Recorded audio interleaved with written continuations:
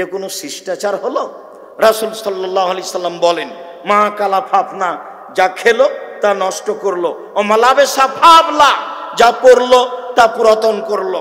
কাপড় চোপড় যা পরবেন তা পুরাতন হয়ে যাবে। ও মা আতা ফাক্তানা, যা দান করলো তা জমা হয়ে গেল, পরে পাওয়া যাবে।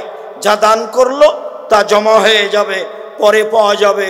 এই যে মানুষের সম্পদ তিন ভাগে বিভক্ত, ওমা সেওয়া দালেকা, এ ব্যতীত যা টাকা পয়সা থাকবে নাস, তা মানুষে ভাগ করে নিবে, তা আপনার নয়।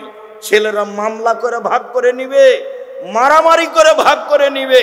আমার দুই চোখের নিজের দেখা, আমাদের গ্রামে বাপ মরার পরে জমি জায়গা ভাগ করলো, ভাগ করতে করতে ঢেঁকিটা কেটে ভাগ করে নিয়েছে। আল্লাহর নবী বলছেন মানুষের সম্পদ তিন ভাগে বিভক্ত। এই ছেলেরা, বারান্দা দাঁড়িয়ে আছো তোমরা না অন্য কেউ? দেখো তো বড় ছেলেরা কোথায়? ঘরের ভিতর কেউ আছে নাকি? তোমরা কি করছো? বারান্দায় কেউ থাকতে পাবে না, ঘরে কেউ থাকতে পাবে না। সম্মানিত দিনী ভাই বোন, রাসূল সাল্লাল্লাহু আলাইহি সাল্লাম বলেন, পৃথিবীর মানুষ শুনে রেখো, মানুষের সম্পদ তিন ভাগে বিভক্ত। এক, যা খেলো তা নষ্ট হলো, তা হলো পায়খানা।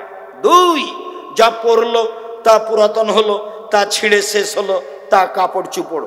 তিন, অমাতা ফাক্তানা, যা দিল তা আল্লাহর রাস্তায় জমা হয়ে গেল, পরকালে পাওয়া যাবে, বিনিময় অনেক বড়। রাসূল সাল্লাল্লাহু আলাইহি সাল্লাম শেষে বললেন, অমা সেওয়া দালেকা, এ ব্যতীত যা অর্থ সম্পদ থেকে গেল তা মানুষের কাছে চলে যাবে, মানুষ তা ভাগ করে নেবে। প্রয়োজনে মারামারি করে, প্রয়োজনে মামলা করে।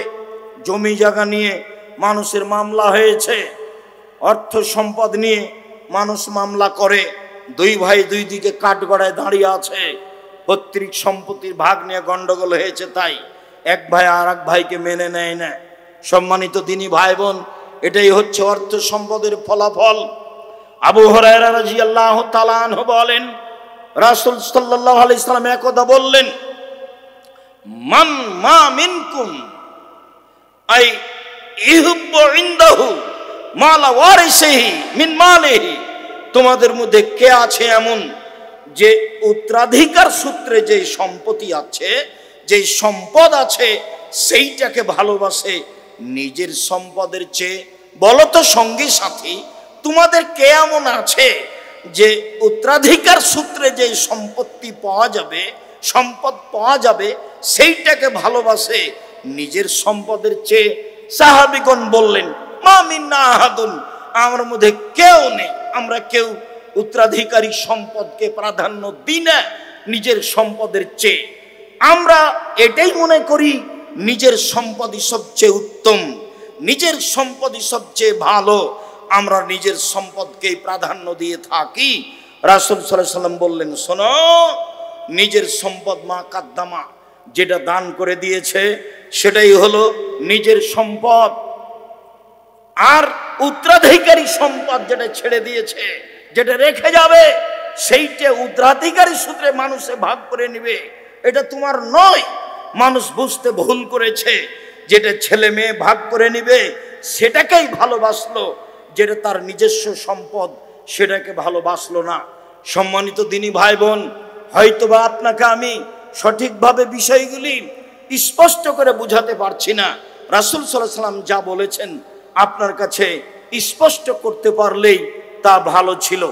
আবু হুরায়রা রাদিয়াল্লাহু তাআলা আনহু বলেন, একজন লোক আল্লাহর নবীর কাছে এসে বলছেন, আল্লাহর নবী, কাদ মাতা আবি, আমার পিতা মারা গেছেন, ও তারাকা মালান, অর্থ সম্পদ ছেড়ে গেছেন, অলাম ইউসিনি, আমাকে কোনো উপদেশ দিয়ে যাননি, ওসিয়ত করেননি।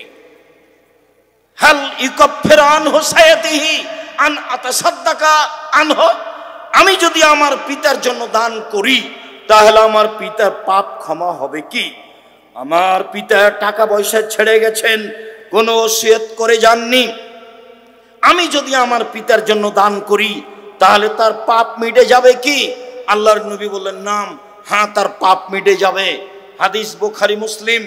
তখন আল্লাহর নবী বললেন না যে ছোট পাপ মিটে যাবে, বড় পাপ মিটে যাবে না, এই কথা তিনি বললেন না। তিনি বললেন যা, তাতে প্রত্যেক ছেলে মেয়ের উচিত তার বাপের জন্য, তার মায়ের জন্য, তার দাদা দাদির জন্য, নানা নানির জন্য দান করা, যাতে করে যারা মরে গেছে তাদের পাপ মিটে যায়। মরা মানুষের পাপ মিটে যাবে দান করলে।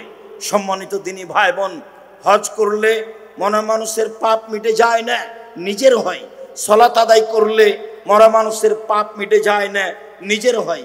তাসবিহ তাহলিল করলে, কোরআন তেলাওয়াত করলে মরা মানুষের পাপ মিটে যায় না, নিজের হয়। সেম ভিন্ন ধরনের ইবাদত, রোজা থাকলে নিজের হয়, আর একজনের পাপ মিটে যায় না। অত্র বুখারী মুসলিমের হাদিসে বোঝা যায়, মানুষ যদি পিতা মাতার নামে দান করে তাহলে তার যে বড় পাপ ছিল, ছোট পাপ ছিল, সব মিটে যাবে। হাদিস বুখারী মুসলিম। সম্মানিত দিনী ভাই বোন, যারা আমার সামনে আছেন, অনলাইনে যারা পৃথিবীর বিভিন্ন প্রান্ত ছেলে মেয়ে হওয়ার চেষ্টা করেন, বাপের যে কোনো মূল্যে উপকার করতে হবে, মায়ের যে কোনো মূল্যে উপকার করতে হবে, দাদা দাদির যে কোনো মূল্যে উপকার করতে হবে। তাদের অর্থ সম্পদ ভোগ করছি, তাদের জমি জায়গায় বাড়ি ঘর করে বসবাস করছি, সহজ পথ তাদের নামে দান করলে তাদের কবরের শাস্তি মিটে যাবে, পাপ মিটে যাবে। এই কথা মুহাম্মদ সাল্লাল্লাহু আলাইহি সাল্লাম বলেন। আবু হুরায়রা আয়েশা রাদিয়াল্লাহু তাআলা আনহা বলেন, একজন লোক এসে বলল, আল্লাহর নবী, কাদ উফতিলাতা তুম্মি, আমার মা হঠাৎ মারা গেছেন। লাউ তাকাল্লামাত তাসাদ্দাকাত, আমার মা কথা বলতে পারলে দান করতেন। আফা উসাদ্দাকু আনহা আল্লাহ ফাদ, আমি আমার মায়ের নামে কি দান করব, তার কি নেকি হবে? আল্লাহ রাসূল বললেন, নাম, হ্যাঁ, তুমি তোমার মায়ের নামে দান করো, তার নেকি হবে। এটাও বুখারী মুসলিমের হাদিস। আগেরটা ছিল পিতার ব্যাপারে, এইটা ছিল মায়ের ব্যাপারে। দুই হাদিসই বুখারী মুসলিমের হাদিস। সম্মানিত দিনী ভাই বোন, বিষয়গুলি আমাদের জন্য অতীব জরুরি। উকবা ইবনে আমির রাদিয়াল্লাহু তাআলা আনহু বলেন, রাসূল সাল্লাল্লাহু আলাইহি সাল্লাম বলেছেন, কুল্লু ইমরিন ইয়াকুনু ফি জিল্লি সাদাকাতিহি ইয়াউমাল কিয়ামা হাত্তা ইউযা বাইনান নাস। অবাক হতে হয় এই হাদিসের অনুবাদ শুনলে, অবাক হতে হয় এই হাদিসের অনুবাদ শুনলে। আল্লাহর নবী বলেন, পৃথিবীর মানুষ শুনে রেখো, বিচারের মাঠে যখন মানুষের মাথার উপরে 1 মাইল উপরে সূর্য হবে, মানুষ যেদিন ঘামের মধ্যে থাকবে, কারো ঘাম হবে টাকনু পর্যন্ত, কারো ঘাম হবে হাঁটু পর্যন্ত, কারো ঘাম হবে কোমর পর্যন্ত, কারো ঘাম হবে নাক পর্যন্ত। ওই সময়ে মানুষ নিজের দানের ছায়াতলে থাকবে। যতক্ষণ পর্যন্ত বিচার শেষ না হচ্ছে ততক্ষণ পর্যন্ত নিজ দানের ছায়াতলে থাকবে। এ কথা মুহাম্মদ সাল্লাল্লাহু আলাইহি সাল্লাম বলেন। উকবা ইবনে আমির রাদিয়াল্লাহু তাআলা আনহু বলেন, রাসূল সাল্লাল্লাহু আলাইহি সাল্লাম বলেছেন, ইন্নাস সাদকাতা তুদফু আন আহলিহা হারাল কবুরে, নিশ্চয় দান কবরবাসীর শাস্তিকে মিটিয়ে দেয়, বন্ধ করে দেয়। অত্র হাদিস প্রমাণ করে যে আপনি যদি আপনার পিতামাতার নামে দান করেন, দাদা দাদির নামে দান করেন, তাহলে আপনার পিতামাতার দাদা দাদির কবরের শাস্তি বন্ধ হয়ে যাবে। এ কথাই মুহাম্মদ সাল্লাল্লাহু আলাইহি সাল্লাম বলেন। ইবাদতের জগতে সবচেয়ে শক্তিশালী, ক্ষমতাধর, পাওয়ারফুল ইবাদত হলো দান। দানের চেয়ে পৃথিবীতে শক্তিশালী, পাওয়ারফুল, ক্ষমতাধর কোনো ইবাদত নেই। সম্মানিত দিনী ভাই বোন, কি দিয়ে আপনাকে আমি বুঝাই? আল্লাহর নবী বলছেন, আস-সাদকাত বুরহান, দান হলো দলিল। বিচারের মাঠে আপনি বলবেন আমি জান্নাত পাবো, আল্লাহ যদি বলেন, ফেরেশতা যদি বলেন কেন, কিভাবে, তখন আপনি বলবেন আমার প্রমাণ রয়েছে। যেমন বলেন, এই জমি আমার, দলিল আছে আমার, এই বাড়ি আমার, দলিল আছে আমার। বিচারের মাঠে আপনি বলবেন জান্নাত পাবো আমি, তার দলিল আমার কাছে আছে। আল্লাহ তাআলা বলেছেন, পৃথিবীর মানুষ, আমি জান্নাত বিক্রি করে দিয়েছি তোমাদের জানের বিনিময়ে, তোমাদের মালের বিনিময়ে। অর্থ সম্পদ আল্লাহর পথে দান করো, বিনিময়ে আমি তোমাদের জান্নাত দিয়ে দিয়েছি। সম্মানিত দিনী ভাই বোন, অত্র হাদিসের শেষ অংশে বলেন আল্লাহর নবী, ইন্নামাল মুমিন ইয়াকুনু ফি জিল্লি সাদাকাতিহি ইয়াউমাল কিয়ামা, সেদিন মানুষ তার দানের ছায়াতলে থাকবে। যে হাদিসে 7 শ্রেণীর মানুষ দানের ছায়াতলে, বিশেষ ছায়াতলে থাকবে, সেই হাদিসে শেষে বলা হয়েছে, রাজুলুন তাসাদ্দাকা বিসাদাকাতিন, একটা লোক দান করলো, গোপনে দান করলো, হাত্তা তাল লা তালামু শিমালুহু মা তুনফিকু ইয়ামিনুহু, বাম হাত জানতে পারলো না ডান হাত কি দান করলো। যদিও প্রকাশ্যে দান করা যায়, গোপনে দান করা তুলনামূলক ভালো, প্রকাশ্যে দান করা যায় সবাই জানি। আল্লাহ বলেছেন গোপনে দান করে যে, প্রকাশ্যে দান করে যে। যেদিন আল্লাহর নবী তাবুকের যুদ্ধে যাবেন সেদিন আমভাবে ঘোষণা দিলেন, রাস্তা অনেক লম্বা, দিন খুব কঠিন, মানুষের শস্য খেজুর পেকে এসেছে, মানুষের বাড়িতে টাকা পয়সা নেই, কে কি দান করতে পারো, খোলা মাঠে ঘোষণা। তখন উমর রাদিয়াল্লাহু তাআলা আনহু বললেন, আল্লাহর নবী অর্থ সম্পদের অর্ধেক দিলাম। তখন আল্লাহর নবী বললেন, আবু বকর সিদ্দিক আপনি কি করবেন? আবু বকর সিদ্দিক বললেন, আপনাকে আর আল্লাহকে বাড়িতে রেখে যা আছে সবই দান করে দিলাম। সেই দিন উমর বলেছিলেন, আজকে ভেবেছিলাম আবু বকর সিদ্দিককে নেকিতে পরাজয় করব, আজ যখন আবু বকর সিদ্দিককে নেকিতে পরাজয় করতে পারিনি, আমি উমর জিন্দেগিতে আর কোনোদিন কখনো অন্তত আবু বকর সিদ্দিক রাদিয়াল্লাহু তাআলা আনহুকে নেকিতে পরাজয় করতে পারবো না। রাসূল সাল্লাল্লাহু আলাইহি ওয়াসাল্লাম বললেন, উসমান তুমি কি করবে? তখন উসমান বললেন, আল্লাহর নবী যত মানুষ তাবুকের যুদ্ধে যাবে সমস্ত মানুষের অর্ধেকের যাতায়াত খরচ, খাওয়া খরচ আমি দিলাম।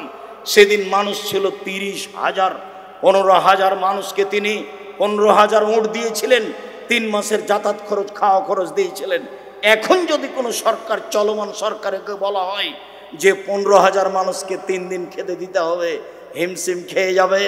সেই দিন উসমান রাদিয়াল্লাহু তাআলা বলেছিলেন, 3 মাসের যাতায়াত খরচ, খাওয়া খরচ দিলাম, 15,000 মানুষের 15,000 উট দিয়ে দিলাম। একটা উটের দাম যদি 2 লক্ষ টাকা হয়, তাহলে 15,000 উটের দাম কত হয়? তার নাম উসমান গনি। খোলা মাঠে যখন দানের ঘোষণা করলেন, তখন উসমান গনি এই কথাই বলেছিলেন। আল্লাহর নবী যখন বললেন, দেখো এই মসজিদ একটা তৈরি করতে হবে, জমি কেনার টাকা কে দিতে পারে, বিনিময়ে জান্নাত হবে। উসমান বলেছিলেন, আল্লাহর নবী জমি আমি কিনে দিলাম। যেই দিন আল্লাহর নবী বলেছিলেন, এই মসজিদের সামনে পুকুর আছে, ইদারা কূপ রয়েছে, কে এটা কিনে দিতে পারে, মুসলমানের পানির জন্য, তার জন্য জান্নাত রয়েছে। উসমান রাদিয়াল্লাহু তাআলা বলেছিলেন, আমি এই কূপের, এই কুয়ার ইদারার মূল্য দিয়ে দিলাম। এমনি হচ্ছেন দান করা ব্যক্তি উসমান রাদিয়াল্লাহু তাআলা আনহু। সম্মানিত দিনী ভাই বোন, কিছুক্ষণ আগে বাদশাহ আব্দুল আজিজের যে কথা আমরা শুনতে পাচ্ছিলাম, চলেন দান একটা ভিন্ন ধরনের ইবাদত, ধারাবাহিক হাদিস আমরা আপনার সামনে পেশ করি। আবু হুরায়রা রাদিয়াল্লাহু তাআলা আনহু বলেন, রাসূল সাল্লাল্লাহু আলাইহি ওয়াসাল্লাম বলেছেন, ইন্নাস সাদকাতা তুতফিউল খাতিয়াতা কামা ইতফিউল মাউন নারা, নিশ্চয় দান মানুষের পাপকে মিটিয়ে দেয় যেমন ভাবে পানি আগুনকে নিভিয়ে দেয়।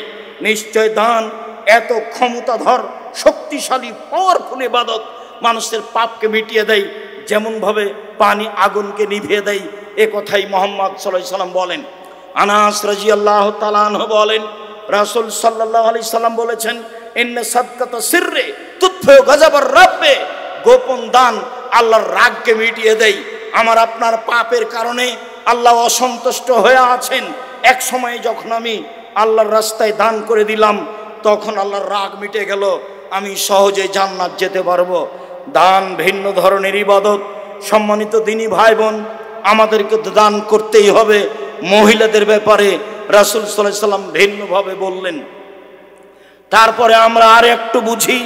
আদি ইবনে সাবিত রাদিয়াল্লাহু তাআলা আনহু বলেন, রাসূল সাল্লাল্লাহু আলাইহি ওয়াসাল্লাম একদা বললেন, মা মিনকুম মিন আহাদিন ইল্লা সায়ুকাল্লিমুহুল্লাহু তাআলা ইয়াউমাল কিয়ামা, প্রত্যেক ব্যক্তিকে বিচারের মাঠে আল্লাহর সামনে মুখামুখি কথা বলতে হবে।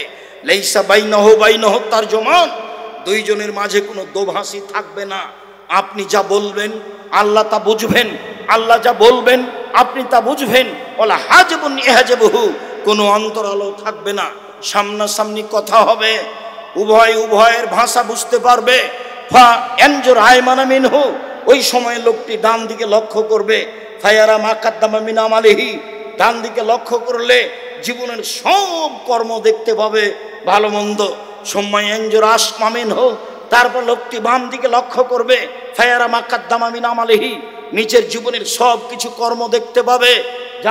যা দেখলো ডানে তা দেখবে বামে, যা দেখলো ডানে তা দেখবে বামে। সুম্মা ইয়ানজুর বাইনা ইয়াদাইহি ফাল ইয়ারান্নার তিলকা ওয়াজহিহি, এবার সামনের দিকে লক্ষ্য করবে, লক্ষ্য করলেই দেখবে জাহান্নাম, লক্ষ্য করলেই দেখবে জাহান্নাম। তখন আল্লাহর নবী বললেন, পৃথিবীর মানুষ ফাত্তাকুন নারা ওয়ালাউ বিশিক্কি তামারাতিন, পৃথিবীর মানুষ তোমরা জাহান্নাম থেকে বাঁচো দান করে, তোমরা জাহান্নাম থেকে বাঁচো দান করে, তোমরা জাহান্নাম থেকে বাঁচো দান করে। কম থেকে কম, কম থেকে কম, বেশি থেকে বেশি, কম থেকে কম। খেজুরের বীজের ওপরে যেই সাদা ছালটা থাকে একেবারেই চিকন, এই পরিমাণ হলেও দান করে জাহান্নাম থেকে বাঁচো। হাদিস বুখারী মুসলিম। কি দিয়ে আপনাকে আমি বুঝাই, দানই হচ্ছে জাহান্নাম থেকে বাঁচার ভিন্ন ধরনের মাধ্যম, একেবারে নগদ মাধ্যম। বললেন ডান দিকে দেখলো কর্ম দেখলো, বাম দিকে দেখলো কর্ম দেখলো, সামনের দিকে দেখলো জাহান্নাম দেখলো। এই পর্যন্ত বলতে বলতেই আল্লাহ রাসূল বলছেন, পৃথিবীর মানুষ তোমরা জাহান্নাম থেকে বাঁচো দান করে। খেজুরের বীজের ওপরে যেই একেবারে চিকন ছালটা রয়েছে এইটা সমপরিমাণ হলেও। যার কারণে আমি ছাত্র শিক্ষক কর্মচারী সবাকেই বলি, জুমার দিন যখন সামনে দিয়ে কয়টাটা যায়, তখন 5 টাকা হোক 2 টাকা হোক 1 টাকা একটা কয়েন হোক, ও যেন সামনে দিয়ে ফিরে না যায়। আল্লাহ রাসূল বলছেন, দেওয়া হাত ভালো নেওয়া হাতের চেয়ে। বুখারী মুসলিম। দেওয়া হাত ভালো নেওয়া হাতের চেয়ে। ওটাটা সামনে দিয়ে খালি পার হয়ে যাবে এমনটা যেন হয় না কারো। এই ব্যাপারে তিনি ঘোষণা দিলেন রাসূল সাল্লাল্লাহু আলাইহি সাল্লাম জনগণের সামনে। সম্মানিত দিনী ভাই বোন, আবু সাঈদ খুদরি